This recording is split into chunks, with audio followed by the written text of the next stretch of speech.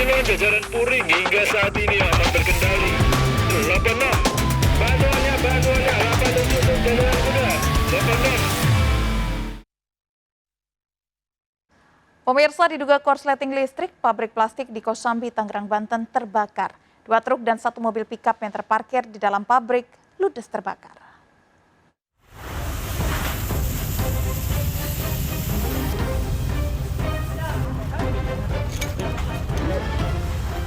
Kobaran api melalap habis pabrik plastik di Desa Belimbing, Kosambi, Tangerang, Banten. Banyaknya material mudah terbakar membuat api sulit dipadamkan. Api juga membakar 2 truk dan 1 mobil pick-up yang terparkir di dalam pabrik. Kebakaran juga merembet ke musola yang ada di belakang pabrik. 7 mobil pemadam dikerahkan ke lokasi, namun pemadaman terkendala sulitnya sumber air. Ada konsleting sehingga menyebabkan kebakaran karena ini bahan yang gampang terbakar sehingga adanya konsleting atau arus pendek sehingga menyebabkan ini menjadi kebakaran. Dan ini hanya satu lokal ini. Sejumlah warga yang tinggal di sekitar pabrik dievakuasi agar tidak membahayakan.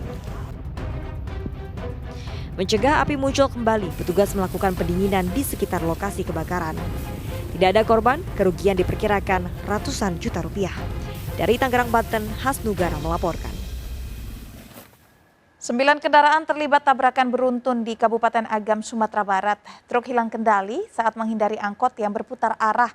Sejumlah kendaraan terjun ke kolam dan sawah di pinggir jalan, 8 orang luka-luka.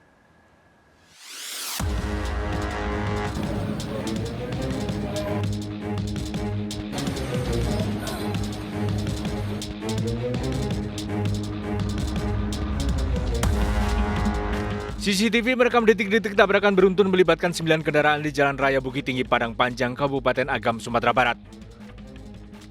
Truk tronton melaju tak terkendali dari arah Padang Panjang menuju Bukit Tinggi, menabrak truk di depannya. Truk tronton lalu menabrak bus angkutan umum, 4 mobil, 3 sepeda motor dan warung hingga terjun ke kolam di pinggir jalan.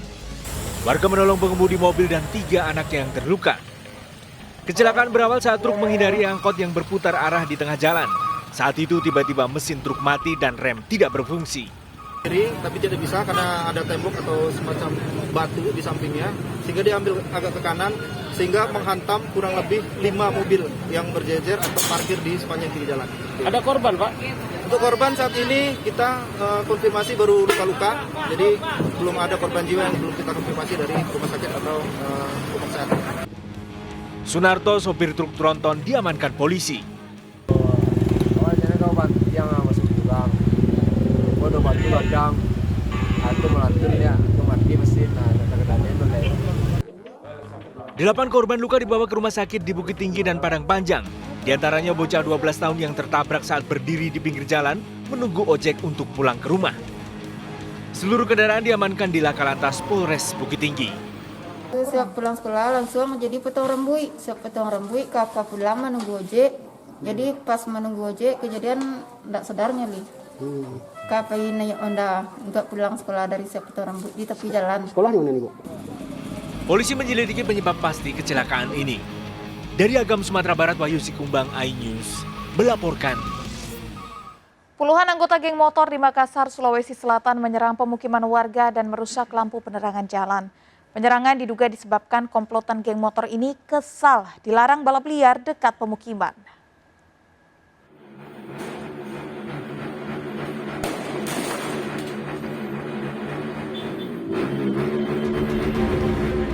Komplotan geng motor menyerang permukiman warga di Jalan Manduruki, Kecamatan Tamalate, Kota Makassar, Sulawesi Selatan. Selain merusak lampu penerangan jalan, geng motor merusak kaca rumah warga hingga gerobak dagangan milik warga. Penyerangan diduga dipicu geng motor ini kesal dilarang oleh warga saat balap liar di Jalan Andi Pangeran, Petarani. Warga resah karena penyerangan merupakan ketiga kalinya dalam sepekan terakhir. Yang kita lihat ada berapa orang, Pak? Banyak, Pak. Puluhan, Puluhan. Itu naik motor mereka semua. Motor. Ada yang bawa senjata tajam, Pak. Lengkap, pokoknya busur-busurnya banyak semua itu. Busur parang. Itu di depan ada kena parang tadi itu. Oh, ada yang kena korban satu orang. Anak sepeda. Anak-anak geng motor memang atau Anak geng motor. Anak geng motor itu. Ini sudah berapa kali, Pak, terjadi nih? Sudah berapa malam? Ini sudah hari ketiga nih. Di lokasi polisi menyita anak panah, batu serta serpihan kaca dari rumah warga yang dirusak geng motor. Polisi masih mengejar geng motor pelaku penyerangan. Dari Makassar, Sulawesi Selatan, Muhammad Nurbone, iNews melaporkan. Truk kontainer dan sepeda motor terbakar usai bertabrakan di Jalan Kapten Sumarsono, Deli Serdang, Sumatera Utara. Pengendara motor tersebut ikut terbakar hingga nekat menceburkan diri ke selokan. Sementara supir dan kernet truk kabur.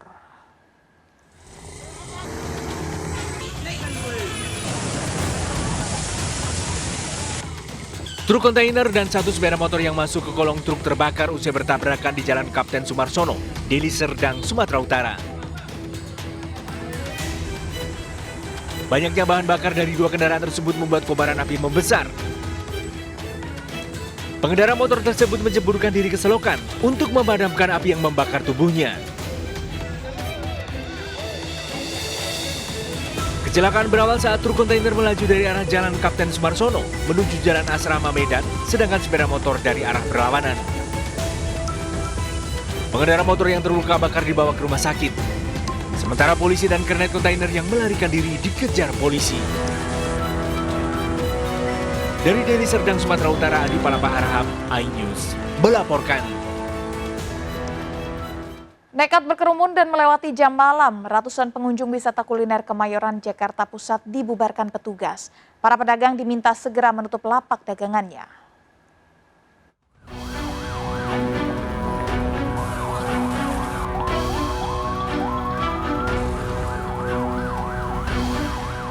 Ratusan pengunjung pada sebuah tempat kuliner di kawasan Kemayoran, Jakarta Pusat segera membubarkan diri saat petugas gabungan melakukan razia PPKM level 3. Tindakan ini dilakukan lantaran terjadi kerumunan dan melewati batas jam malam.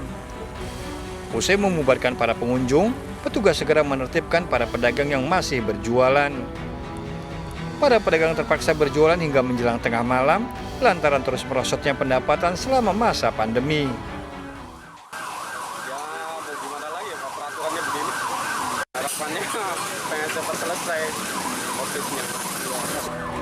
Banyaknya warga yang berkerumun dapat memicu terjadinya klaster baru penyebaran COVID-19.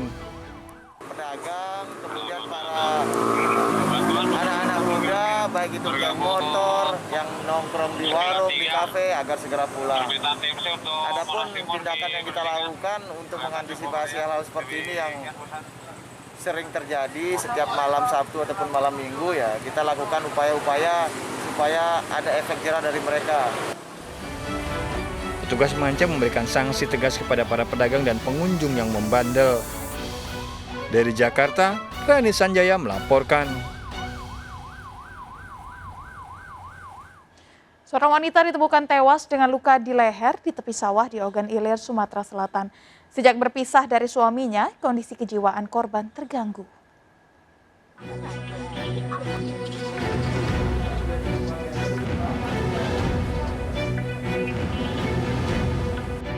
Seorang wanita ditemukan tewas tertelungkup di tepi sungai di pinggir jalan Desa Sri Banding, Ogan Ilir, Sumatera Selatan. Korban tewas akibat luka di leher. Jasad korban dibawa ke ruang forensik Bayangkara Rumah Sakit Muhammad Hasan, Palembang.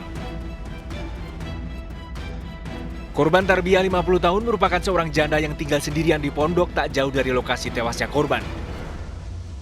Menurut keluarga, sejak berpisah dari suaminya, kondisi kejiwaan korban terganggu.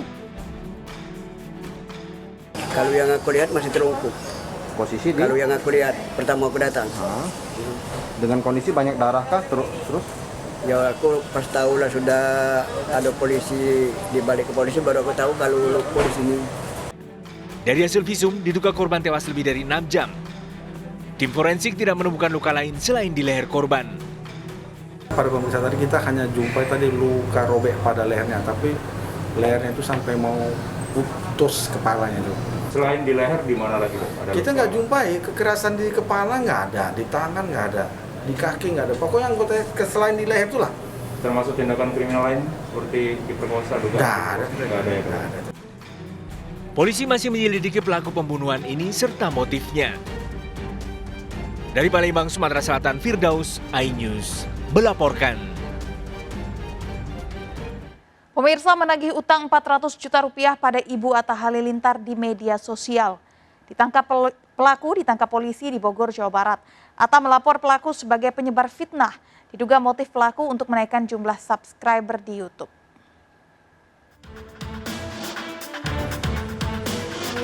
Gak enak nih sama. Beliau ingin hutang ibunya Atta Halilintar 400 juta, tolong dibayar. Beliau sekarang... Video dari akun YouTube Safas Press ini viral di media sosial karena menagih utang ibu dari Atta Halilintar sebesar 400 juta rupiah. Pria bernama Safas mengaku diutus oleh Umi Afif untuk menagih utang kepada keluarga Atta. Safas juga memfitnah anak dalam kandungan Aurel, bahkan mengancam akan menyebarkan aib keluarga hingga masa lalu Aurel Hermansyah. Dugaan pencemaran nama baik ini sudah terjadi sejak 1 tahun lalu, bahkan menyebabkan Aurel yang tengah hamil harus menjalani terapi mental dengan psikiater. Didampingi kuasa hukum, Atta Halilintar melaporkan kasus ini ke Polres Metro Jakarta Selatan. Atta dan keluarga menyatakan keberatan karena pelaku telah berulang kali mengancam dan memfitnah. Dari setahun lalu kita memaafkan, sabar, tenang. Tapi makin kesini kok marwah keluarga tuh jadi nggak ada gitu. Memaafkan semua orang, tapi makin lama kok makin yang keluarlah bahasa-bahasa yang maksudnya entah mengkutuk kehamilan anak saya, terus ada yang bilang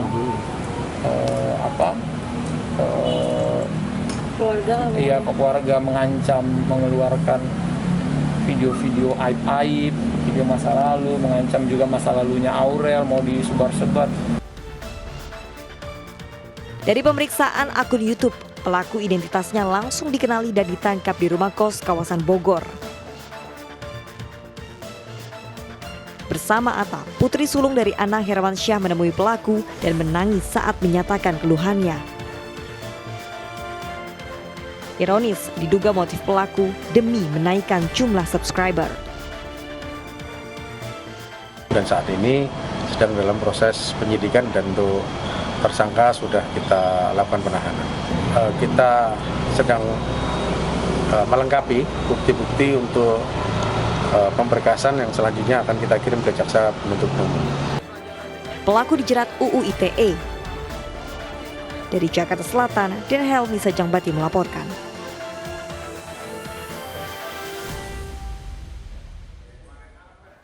Pemirsa, seorang wanita pelaku curanmor beraksi di kedai kopi Tebet, Jakarta Selatan. Pelaku diduga menghipnotis korbannya. Wajah pelaku terekam jelas CCTV.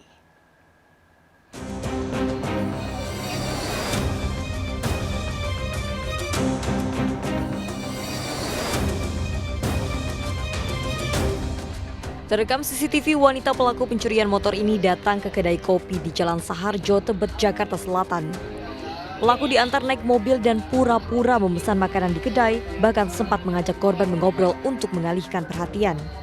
Saat hendak membayar, korban berdalih ketinggalan uang dan minta diantar ke ATM. Setelah itu saat korban izin sholat, pelaku menggasak motor yang terparkir di depan kafe dan kabur. Dia minta anterin temannya, ngejemput temannya. Udah, saya ngobrol-ngobrol sedikit, motor dibawa kabur. Diduga pelaku berjumlah berapa orang, Bang? Posisi Abang dalam keadaan sadar atau enggak, Bang? Setengah sadar. Rekaman CCTV diserahkan sebagai barang bukti. Korban berharap pelakunya segera ditangkap. Dari Jakarta Selatan, Helmi Sajangbati melaporkan.